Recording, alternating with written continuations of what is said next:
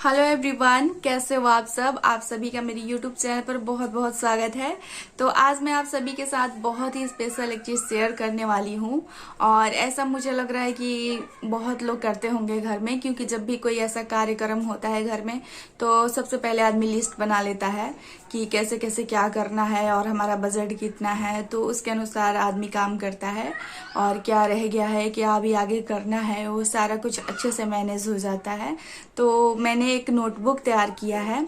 और जैसा कि आप सभी को पता है कि हमारे घर में शादी है, 1.5 महीने बाद मेरे देवर की शादी है। तो उसके लिए मैंने एक नोटबुक तैयार किया है जिसमें मैंने सारा कुछ लिख के रख लिया है कि क्या क्या करना है और क्या क्या हो चुका है। और फिर जैसे जैसे और कुछ याद आ रहा है तो उसमें हम लिखते जा रहे हैं कि ये चीज़ रह गया है, अभी ये चीज़ रह गया है। तो मैं आपको जब पूरी वीडियो दिखा दूंगी, जब आप पूरी वीडियो देख लेंगे तो क्लियर हो जाएगा कि मैं आप सभी के साथ क्या शेयर करना चाहती हूँ। तो मैंने किस तरीके से किया है, बस ये आप सभी के साथ शेयर कर रही हूँ। बाकी ये कोई स्पेशल नहीं है, हर कोई करता है अपने घर में। और अभी ये काम मुझे करना पड़ रहा है। अगर मेरे हस्बैंड होते तो ये सारा कुछ वही मैनेज करते हैं, सब कुछ वही करते हैं, पर अभी हस्बैंड नहीं है तो मुझे करना पड़ रहा है। तो चलिए मैं आपको दिखाती हूँ कि मैंने कैसे कैसे क्या किया है। तो इसके लिए मैंने देखिए, जैसे कि शादी हो या फिर कोई भी इस तरीके का कार्यक्रम हो बड़ा थोड़ा, तो उसके लिए बहुत सारा जो है, बहुत कुछ पहले से एडवांस में करना होता है, बुकिंग वगैरह करना होता है और खरीदारी करनी होती है। और जो हमारा बजट होता है, अगर हम बिना बजट बनाए खरीदारी करते हैं तो हमारा जो है कि इतने से इतना भी हो सकता है, या फिर हमें लेना होता है इतना और हम इतनी ही लेके आ जाते हैं, ये सोचकर कि पता ना कितना कैसे, मतलब ये सोचकर। तो हम जो है अगर पहले से बजट बना ले कि हमें क्या क्या करना है और हमारा कितना कितना पड़ रहा है हर चीज़ के लिए, तो बहुत आसानी से हम सारा कुछ मैनेज कर लेते हैं। और जो है कोई ऐसा मतलब रह भी नहीं जाता है, जैसे कोई काम छूट भी नहीं जाता है, क्योंकि इसमें हम सब नोट करके रखते हैं जैसे जैसे याद आता है। तो ऐसे क्या होता है कि शादी में कितना भी खरीदारी कर लो, कितना भी सब कुछ कर लो, पर फिर भी कुछ ना कुछ छूट ही जाता है कि ये नहीं हुआ, वो नहीं हुआ, ये चीज़ नहीं आया, वो चीज़ नहीं आया। तो इससे क्या होगा कि हमने यहाँ पे सब कुछ नोट कर लिया है, तो इससे क्या होगा कि कुछ भी ऐसा छूटेगा नहीं। सारा कुछ जैसे जैसे हमें याद आएगा वैसे वैसे हम लाते जाएंगे, और साथ के साथ जो है हमारा बजट है वो भी तैयार रहेगा। तो मैंने नोटबुक एक तैयार किया है। उसके लिए देखिए, ये मेरे घर में एक ऐसे ही कॉपी, पुरानी कॉपी है, नोटबुक है। आप इसके लिए डायरी भी ले सकते हैं, या फिर आप जो छोटी सी कॉपी आती है वो भी आप ले सकते हैं, या फिर कोई भी इस तरीके का खाली पेज वाला आपको मिल जाए जिसमें थोड़ा पेज हो, क्योंकि इसमें बहुत सारा कुछ लिखना होता है तो उसके लिए थोड़ा आपको चाहिए। तो आप छोटा सा ऐसा कॉपी ले लें और उसमें आप अच्छे से शादी का जो है पूरा आप लिख सकते हैं, क्या क्या कहाँ, मतलब आपको मैं अच्छे से दिखाती हूँ बैक कैमरा से। तो देखिए, यहाँ पे मैंने ये कॉपी लिया हुआ है और इस पे पहले से कुछ और नोट किया हुआ था, तो वो सारा जो था वो सब रद्दी हो गया था, उसका कोई काम नहीं था। तो मैंने यहाँ से क्या किया है कि सारा देखिए यहाँ से मैंने काट के और उसको अलग कर लिया है, क्योंकि ये अब जो है अब पूरी तरीके से जो है ये अब शादी का जो है इस पे सारा कुछ मैं नोट करूँगी। तो स्टार्ट करती हूँ और दिखाती हूँ कि मैंने क्या क्या किया है। जैसे कि आप सभी को पता है कि शादी में बहुत सारा कुछ होता है। तो यहाँ पे देखिए, मैंने यहाँ पे जैसे कि लिख लिया है शादी का खर्चा। तो शादी का खर्चा मैंने यहाँ पे लिखा हुआ है। और ये सारा कुछ है जो कि होता है शादी में। जैसे कि सबसे पहला और बड़ा काम होता है ज्वेलरी वगैरह का जो है खरीदारी करना। तो यहाँ पे जैसे कि मैंने देखिए लिख के रखा है ज्वेलरी। तो इसमें हम जो दुल्हन के लिए, घर के लिए जो भी गहना वगैरह परचेज करते हैं, तो वो सारा हमने शादी में कितना किया, और मतलब सारा कुछ टोटल जो भी होता है यहाँ पे हम नोट कर लेंगे। तो अभी ये सब मैं बाद में करूँगी क्योंकि अभी सब कुछ बाकी है। तो यहाँ पे हम ज्वेलरी का नोट कर लेंगे। उसके बाद बारी आती है ट्रांसपोर्ट की। तो जैसे कि अगर आप लड़की वाले हैं तो आप लड़के की तिलक के लिए जाना होता है उनके यहाँ, तो जो भी आपने ट्रांसपोर्ट का व्यवस्था करके रखा हुआ है तो उसके लिए पहले से बुकिंग की जाती है। तो उसका कितना खर्च आ रहा है, और अगर आप लड़के वाले हैं तो बारात लेकर आप जाएंगे लड़की के गांव, तो उसके लिए आपको जरूरत पड़ेगी ट्रांसपोर्ट की। तो आपने कितना कितना क्या करके रखा है, उसके लिए जो है ट्रांसपोर्ट का सारा टोटल यहाँ पे लिखूंगी मैं। उसके बाद बारी आती है ग्रॉसरी की। तो शादी में जैसे कि तिलक से लेकर बारात रिसेप्शन तक 10 दिन लग ही जाता है। 10 दिन तक पूरे गेस्ट लोग आते हैं, रहते हैं। प्लस में जो तिलक का कार्यक्रम होता है, रिसेप्शन का होता है, मंडप का होता है, उस दिन खिलाना पिलाना होता है पूरे गांव को। और फिर जो गेस्ट आते हैं 7-8 दिन रहते हैं, उन सब का मतलब जो भी हमने दाल चावल और ये राशन वगैरह, तेल और जो मसाले होते हैं, मतलब सारा कुछ आप रख लीजिए। उसका टोटल शादी में कितना खर्च हुआ यहाँ पे लिखा जाएगा। तो अब बारी आती है यहाँ पे क्लॉथ की। तो क्लॉथ में जैसे कि शादी में बहुत सारे कपड़ों की खरीदारी की जाती है। तो सबसे पहले दूल्हे का कपड़ा हो गया, दुल्हन का कपड़ा हो गया, और फिर दुल्हन के घर वालों का कपड़ा हो गया, दूल्हे के घर वालों का कपड़ा हो गया, जो गेस्ट आ रहे हैं उनका कपड़ा हो गया, घर की बहू बेटियों का कपड़ा, मतलब बहुत सारा कपड़ा खरीदा जाता है। तो सारे कपड़ों की खरीदारी का जो टोटल होगा वो यहाँ पे लिखा जाएगा। इसी तरीके से सारा कुछ है, मैं आपको एक एक बता देती हूँ। तो ये है बैंड बाजा और डीजे ढोल वगैरह जो हम करते हैं, उसका जो होगा यहाँ पे लिखा जाएगा। और उसके बाद ये मेकअप प्रोडक्ट मैंने जो लिखा है, इसमें आपका आता है जैसे कि दुल्हन को आपको सारा मेकअप का सामान देना होता है। प्लस में जितनी साड़ियाँ हम दे रहे होते हैं उन पर चूड़ी रहता है। और फिर जिन जिन गेस्ट को भी मतलब जितनी साड़ियाँ हम देते हैं सबके साथ चूड़ी, बिंदी, आलता, सिंदूर, आईना, कंघी और ये तेल वगैरह, मतलब बहुत सारा ऐसा मेकअप का सामान होता है, हेयर एक्सेसरीज होता है जो कि सब डाल के साड़ी के साथ रखा जाता है। तो वो सारा मतलब मेकअप का जो, और बहुत सारा मेकअप का सामान होता है, आप सबको पता होगा। तो वो सब की खरीदारी का कुल कितना हुआ यहाँ पे लिखा जाएगा। अदर एक्सेसरीज में मैंने यहाँ पे रखा हुआ है जैसे कि दुल्हन के लिए आपको चाहिए होता है ट्रॉली चाहिए होता है कपड़ा ले जाने के लिए, बारात के साथ जब जाते हैं बाराती वाले। गहने के लिए एक VIP चाहिए होता है, सैंडल, पर्स और ये चूड़ी केस और ये सिंगारदान, ये सब कुछ होता है। और भी ऐसा बहुत सारा कुछ होता है। तो वो मैंने यहाँ पे लिखा हुआ है अदर एक्सेसरीज में, उसमें हम यहाँ पे नोट कर लेंगे। उसके बाद बारी आती है पूजा पाठ के सामान की। तो पूजा पाठ के सामान शुरू जिस दिन तिलक होता है उस दिन सत्यनारायण भगवान की पूजा होती है हमारे यहाँ।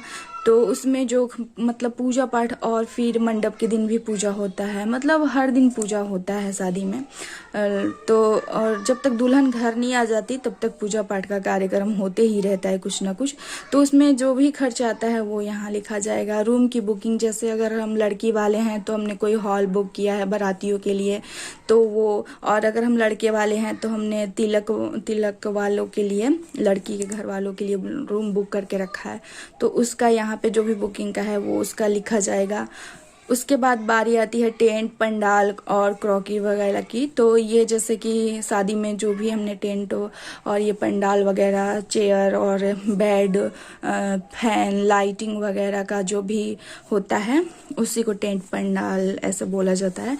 और क्रॉकरी जो कि खाना, हलवाई जिस बड़े बड़े बर्तनों में खाना बनाते हैं तो वो सारा कुछ इसमें हो जाता है। तो वो हमने यहाँ पे जो उनका होगा यहाँ पे हम लिख देंगे। और इसी में जैसे तिलक का मंडप सजाना हुआ, माली का, और फिर स्टेज वगैरह डेकोरेशन होता है, वो सब का इसमें आ जाएगा खर्चा। और उसके बाद बारी आती है हलवाई की। तो तिलक से जो है गेस्ट आने शुरू हो जाएंगे, तिलक का कार्यक्रम होगा, उसके बाद मड़वान होगा, मतलब मंडप होगा, और उसके बाद जो है रिसेप्शन होगा। तो हलवाई का तो काम रहता ही है। और फिर जो गेस्ट 10 दिन तक घर में रहते हैं उनका खाना पीना का व्यवस्था, खाना पीना बनाना, तो उसके लिए हलवाई रखा जाता है 2 दिन कह रही हूँ, 2 हलवाई रेगुलर रहेंगे और बाकी आएंगे सिर्फ 2 दिन, जैसे तिलक और रिसेप्शन के दिन। तो उनके लिए हलवाई का यहाँ पे उनकी भी बुकिंग पहले से ही की जाती है, तो उसका भी यहाँ पे हम लिखेंगे जो भी पूरा होगा। उसके बाद हाउसमेड जो कि बर्तन और क्लीनिंग का जो पूरी शादी रखेगी ध्यान, उसका उसके बाद बारी आती है वीडियो रिकॉर्डिंग। जो भी आपने वीडियो रिकॉर्डिंग के लिए बुक करके रखा है, एल्बम वगैरह जो आप बनवा रहे हैं, तो उसका जो खर्च आएगा वो टोटल। फिर शादी में हमने एक्स्ट्रा क्या किया है, जैसे आइसक्रीम का स्टॉल लगेगा, छोला वाला, ये सब मतलब जो भी आप जितना लगाना चाहें उसका यहाँ पे आप लिख लें। उसके बाद कार डेकोरेशन, जैसे कि बारात में जो दूल्हे की गाड़ी होती है उसका सजावट होता है, तो उसका और बहुत सारा। फिर पंडित जी जो पूजा कराते हैं, फिर शादी में भी जाते हैं, लड़के वालों की तरफ से अलग पंडित जी रहते हैं, लड़की वालों की तरफ से अलग होते हैं, तो उनका खर्चा। उसके बाद पटाखों का खर्चा, बारातियों को जैसे पटाखे की ज़रूरत होती है बारात लगाते समय, तो उसका खर्चा। और फिर देखिए मैंने यहाँ पे बहुत सारा जगह छोड़ के रखा है कि मतलब अभी बहुत सारा कुछ है जो याद आएगा, जैसे जैसे याद आएगा हम यहाँ लिखते जाएंगे। तो ये आपका हो गया पूरा का पूरा, मतलब इतना सारा कुछ होता है। अभी और जैसे जैसे याद आएगा मैं लिखूंगी। ये आपका टोटल जैसे हो गया कि इतना काम है जो करना है।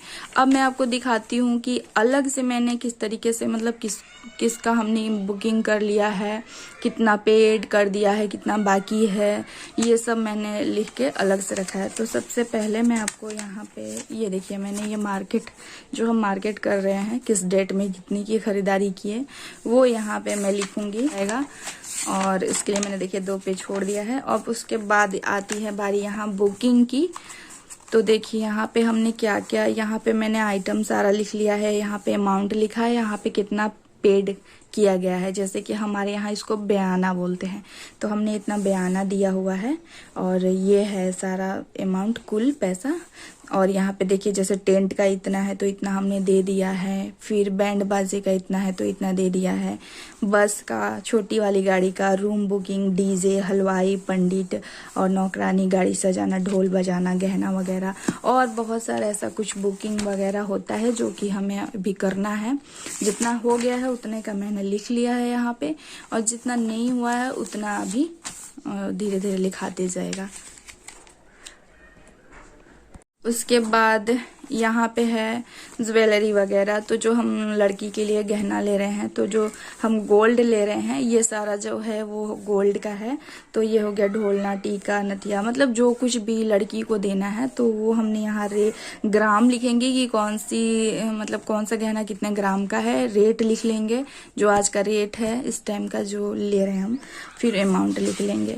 तो ये लड़की का गहना हो गया। और यहाँ पे जो सिल्वर का रेट लिख लेंगे, और जो हमने चांदी में गहने चढ़ाने हैं वो लिख लेंगे। तो यहाँ पे मैंने अभी इतना लिया है, इतना फिक्स है, अभी आगे जैसे होगा और लिखते जाएंगे हम।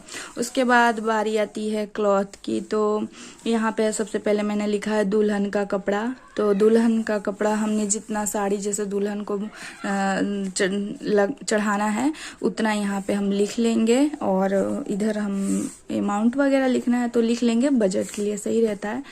तो यहाँ पे हमने दुल्हन का कपड़ा लिखना है। और उसके बाद यहाँ पे देखिए मैंने नोट करके रखा है दुल्हन के घर वालों का। तो हमारी तरफ ऐसा होता है कि जो दुल्हन के घर में जैसे मम्मी, भाभी, बहन और दादी, चाची, बुआ जो भी हैं, जिनको भी कपड़े देने होते हैं गिफ्ट, तो वो हम यहाँ पे लिख लेते हैं। और वो हम लिख लेंगे, इससे क्या होता है कि याद भी हो जाता है कि हमने इतना ले लिया है और इतना बाकी है, और एक वो बजट भी बन जाता है। उसके बाद घर के लोगों का, तो घर के लोगों का थोड़ा लंबा लिस्ट हो गया है आप देख सकते हैं। तो ये जो हमारे लड़के वालों के घर की बात कर रही हूँ, तो ये हमारे घर के लोगों के लिए कपड़े लेने हैं इतना, देखिए यहाँ पे। उसके बाद अब बारी आती है मेंस वियर की। तो मेंस वियर में देखिए दुल्हन के घर वालों का, जैसे उनके पापा का, लड़की के पापा के, दादा का, भाई का, चाचा का, जीजा का, फूफा का, जो भी है यहाँ पे लिखा जाएगा। तो इससे क्या होता है कि हम जैसे जैसे, मतलब एक तो हमने नोट कर लिया है कि जैसे कि 8 लोगों के लिए, जेंट्स में 8 जेंट्स के लिए हमें कपड़ा लेना है, तो हम जैसे जैसे लेते जाएंगे यहाँ टिक करते जाएंगे कि हमने ले लिया है, इनका बाकी है। तो इससे क्या होगा कि ध्यान में बना रहेगा और छूटेगा नहीं कुछ। और फिर एक्स्ट्रा में भी हम कम से कम 4-5 जोड़ा कपड़े लेके रख लेते हैं, क्योंकि बाद में जरूरत पड़ती है। तो इतना लेने के बाद एक्स्ट्रा और ले लिया जाता है। अब यहाँ घर वालों का कपड़ा, जैसे लड़के के घर वालों का कपड़ा, तो यहाँ पे जितने लोगों को देना है उनका मैंने यहाँ पे देखिए सब लिख के रखा हुआ है।